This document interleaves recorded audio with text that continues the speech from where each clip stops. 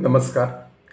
आज मी प्राध्यापक MP पाटील यांच्या गीता ज्ञानेश्वरी इहवादी दृष्टिकोन या पुस्तकातील ज्ञानेश्वरी आणि विश्वब्रह्म संकल्पना या प्रकरणाच्या मी पाडलेल्या 6 भागांपैकी दुसरा भाग वाचतोय.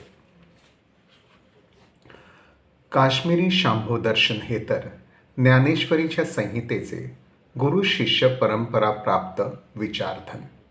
पण या व्याप्तीपलीकडे या संहितेच्या चित्तविलासवादी आणि अजातवादी भूमिकेचे मूळ जाते. सृष्टी परमात्म्यापासून निर्माण झाली या विचाराचे मूळ नासदीय सूत्रामध्ये आढळते. ऋग्वेदाच्या 10व्या मंडलाच्या 11व्या अनुवांकातील ते सूत्र असे: इथं विसृष्टीयर्थ आबभूव यदि वा दधे यदि वा न यो अस्याध्यक्षः परमेवामंसो अंगवेद यदि वा न वेद. परमात्मा हा एकच असून त्याचे विश्वातील अनेक पदार्थ निर्माण केले. परमात्म्याने अनेक विश्वरूपे धारण केली. सर्व विश्व हे परमात्मा रूपच आहे अशा अर्थाची अनेक सूत्रे श्रुती उपनिषदांमध्ये आढळतात.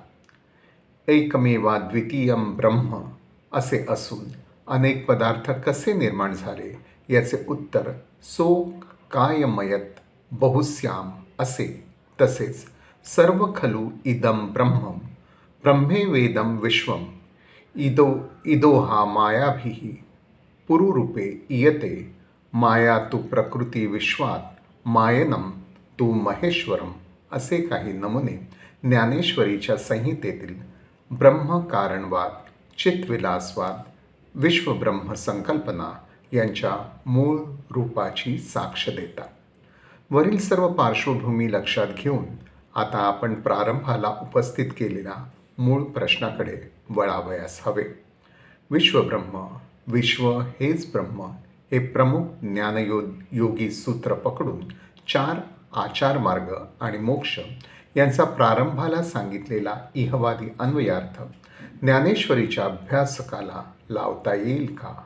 असा अन्वयार्थ लावण्यासाठी काही पायाभूत गोष्टी ज्ञानेश्वरीच्या संहितेत आढळतात का या प्रश्नाचे होकारार्थी सूचित उत्तर वरील विवेचनात आलेच आहे. त्याबद्दलची सविस्तर साक्ष आता नोंदवायची आहे. विश्व म्हणजे एक स्वप्न या मायावादी संकल्पनेपासून विश्व हे एक अनादि सत्य या भौतिक संकल्पनेपर्यंतचा ज्ञानेश्वरीच्या संहितेचा प्रवास पाहण्यासारखा आहे. तो आता क्रमाने पाहावयाचा. ज्ञानेश्वरीच्या संहितेतील मायावाद. ब्रह्म सत्यम जगन्मिथ्या या आद्य शंकराचार्य निमित्त झालेल्या मिथ्यावादाचे निरूपण ज्ञानेश्वरीच्या संहितेत आढळतेच. ब्रह्म हेच अंतिम सत्य आणि समोर दिसणारे सामान्यपणे अनुभवास येणारे विश्व म्हणजे केवळ माया, केवळ भ्रांती, केवळ आभास, केवळ मृगजळ असा हा विश्वाबद्दलचा मिथ्यावाद ज्ञानेश्वरीच्या संहितेच्या शब्दरूपात आढळतोच. आणि या विश्वाचे अनित्यत्व विशद करण्यासाठी येणारे विवर्तवादाचे दृष्टांत या संहितेत सर्वत्र आढळतात. दार्शनिक निरूपणाला प्रारंभ होणाऱ्या 2ऱ्या अध्यायापासून अगदी समारोपाच्या 18व्या अध्यायापर्यंत या मायावादाचे दर्शन आपणास घडत राहते. 2ऱ्या अध्यायात रूढ सांख्यांच्या ज्ञानयोग सांगण्यात आला. अर्जुनाला विषाद योगातून बाहेर काढण्यासाठी या ठिकाणी देहाचे क्षणभंगुरत्व आणि आत्म्याचे अमरत्व यांचे प्रतिपादन करण्यात आले. विश्व आकारातील एक आकार म्हणजे देह. त्या देहासहितच्या विश्वाचे चित्र रेखाटित असताना त्याचे क्षणभंगुरत्व आणि क्षुद्रत्व रेखाटित असताना मायावादी उपयोजना, मायावादी प्रतिपादन, मायावादी दृष्टांत या गोष्टी ओघानेच आल्या. उदाहरणार्थ, हे उपजे आणि नाशे, ते मायामय दिसे, जे होये जाये हे भ्रांती. जैसे स्वप्ना माझी देखिजे, जे स्वप्नीची साच आपजे, मग चेऊनिया पाहिजे तव काहीच नाही. तैसे ही माया तू भ्रमतून आहा शिवाया. परिमध्ये जे प्रतिभासे ते निद्रिता स्वप्न जैसे. तैसा आकारो हा माया वशे सुस्वरूपी. तैसे सकळ हे मूर्त जाणपा माया करिता. चौथ्या अध्यायात विश्वनिर्मितीचा सिद्धांत मांडताना ज्ञानेश्वर हे ब्रह्मातून विश्वनिर्मिती हा वेदांत सिद्धांत आणि प्रकृतीतून विश्वनिर्मिती हा कपिल सांख्य सिद्धांत यांची सांगड घालतात. मूळ गीतेतील चौथ्या अध्यायातील 6व्या श्लोकामध्ये या सिद्धांताचा सारांश आला आहे. परमात्मा ब्रह्म हा प्रकृतीच्या ठिकाणी अधिष्ठित होऊन आपल्या मायेच्या योगाने जन्म घेतो असा सिद्धांत सारांश आहे. त्यावर भाष्य करताना ज्ञानेश्वरीच्या संहितेत कपिल सांख्य आणि वेदांत या दोन्हीच्या अंगाने प्रतिपादन येते. सांख्याच्या अंगाने येणाऱ्या प्रतिपादनात साहजिकच मायावादाचे दर्शन घडते. उदाहरणार्थ, माझे अव्यक्त तत्व न नशे परी होणे जाणे एक दिसे. हे प्रतिबिंबे मायावशे स्वस्वरूपी. जे एकची दिसे दुसरे ते दर्पणाचेनी आधारे. यरवी काही वस्तू विचारे दुजे आहे. तैसा अमूर्तची मी किरीटी परी प्रकृती ते जे अधिष्ठी. ते सकारण नठी काजा येया. ज्ञान विज्ञान योग या 7व्या अध्यायात सर्वात एक अविनाशी परमेश्वर ब्रह्म भरून राहिला आहे असे समजणे म्हणजे ज्ञान. आणि एकाच नित्य ब्रह्मापासून विविध नाशवंत पदार्थ कसे निर्माण होतात हे समजणे म्हणजे विज्ञान असे प्रतिपादन आढळते. यासच क्षराक्षर विचार असेही म्हणतात. या प्रतिपादनात ब्रह्म हे शाश्वत आणि अक्षर असते आणि विश्व हे नाशवंत आणि क्षर असते अशा प्रकारचा विचार ओघानेच आला. पुढे प्रकृती ही ब्रह्माची छाया आहे, ती लोकत्रय प्रसवते असाही विचार आला. या छाया प्रकृतीच्या पराजीव आणि अपरा पंचमहाभूते इत्यादी यांच्या संबंधातून विश्व निर्माण होते असा विचार आल्यामुळे या अध्यायात छाया, प्रतिबिंब, मृगजळ, स्वप्नडोह, डोळ्यावरील पडदा अशा प्रतिमांतून मायावादाचे प्रतिपादन प्रकर्षाने केलेले आढळते. उदाहरणार्थ, हे महादादिक माझी माया जैसी प्रतिबिंबे छाया निजांगाची. लोकत्रय निफजे इथे तव आणि प्रकृती तव माझा ठाई.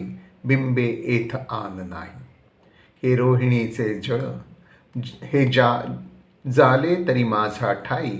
परी येया माझी मी नाही. जैसी स्वप्नीचा डोही जागृती न बुडे. तैसी माझीची ही बिंबली गुणात्मक सावली. की मजची आड ठेली जवनिक जैसी. अध्यायातील 66 ते 99 या ओव्यांमध्ये माया नदीचे वर्णन करून या मायामय विश्वाबद्दल तुच्छताच व्यक्त केली आहे. 9व्या अध्यायात अव्यक्त ब्रह्माची भक्ती, ती ज्ञानयुक्त श्रेष्ठ भक्ती आणि देहधारीची भक्ती ही अज्ञानयुक्त कनिष्ठ भक्ती असे मुख्य प्रतिपादन आहे. मात्र सामान्यांच्या दृष्टीने या दोहोंची सांगड घालून सगुण भक्तीचेही समर्थन करण्यात आले आहे. असे जरी असले तरी या अध्यायातील वर सांगितलेल्या मुख्य प्रतिपादनाला महत्त्व दिल्यामुळे या सगुण सदेह आकार विश्वाबद्दलचा मायावाद या अध्यायातही आहेच. जलशून्य फेस, लटके भूतग्राम, याचबरोबर स्वप्नीचे अमृत, हंसाला दिसणारे जलाशयातील नक्षत्रबिंब, मृगजळगंगा, सूरतरू, स्वप्नीची सेना या प्रतीकांतून हा मायावाद आला आहेच. उदाहरणार्थ, महदादी देहांते इथे अशेषेही भूते. पै माझ्या ठाई बिंबते जैसे जळी फेन. परितेया फेना आंतु पाता. जेवी जळन दिसे पांडुसुता. ना तरी स्वप्नीची अनेकता. चेइले या नोहीसे. म्हणून पर्यैसे गा प्रियोत्तमा. मी विश्वेसी विश्वात्मा. जो एक लटके या भूतग्रामा भाव्यू सदा. 13व्या अध्यायाचे नाव आहे क्षेत्र न्यविभाग योग. 7व्या अध्यायात आकारित विश्व आणि ब्रह्म याबद्दलचा विचार सांगून झाला. या अध्यायात आकारित देह, आकारित विश्वासाचा एक भाग आणि ब्रह्म याबद्दलचे विवेचन आले आहे. येथेही वेदांत आणि कपिल सांख्य यांचा सुवर्ण मध्य गाठण्याचा प्रयत्न आहे. या दोन्ही दर्शनांच्या अंगाने विवेचन आले आहे.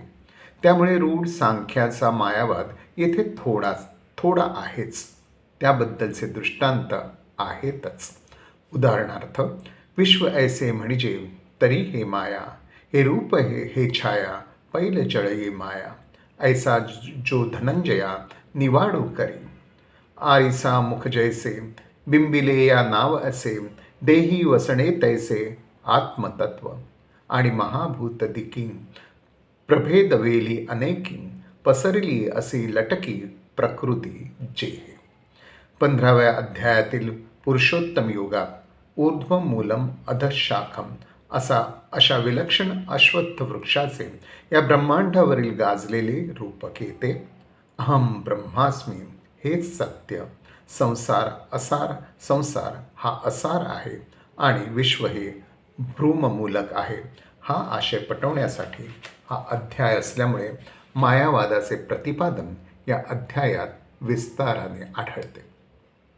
उदाहरणार्थ, एताम स्वरूपाचे घरा, करीतुसे आडवारा, विश्वाभासुजो, तरी माया ऐसी ख्याती, नसती चयया आथी, का माणसेची संतती, वानो ए जैसी.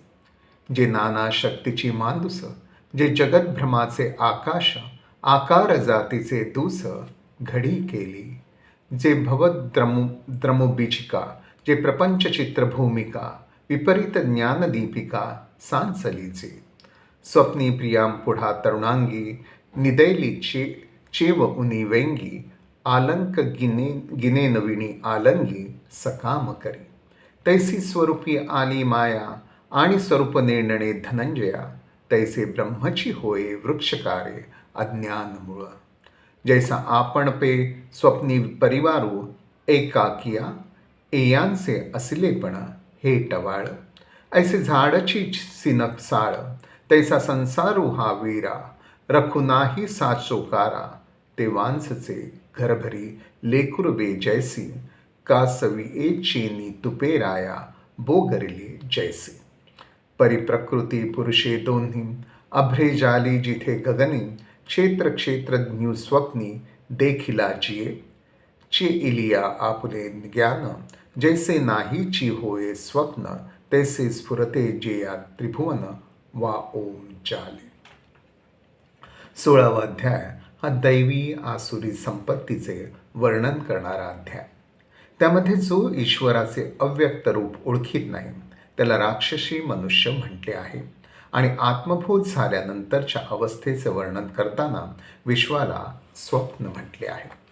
उदाहरणार्थ, तेवळी विश्वस्वप्ने संहिते, कोण अन्यथा मती निदेते, सांभाळी नुरेची जेथे मायारती.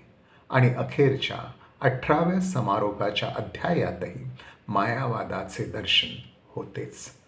तैसे आपुलेने विसरे, चैतन्याची देहाकारे, आभासवनी आविष्करे, देहपणजे, पै प्रकृती करी कर्मे, तो मिया केली म्हणे भ्रमे. इथे दुसरा भाग संपवतो. धन्यवाद.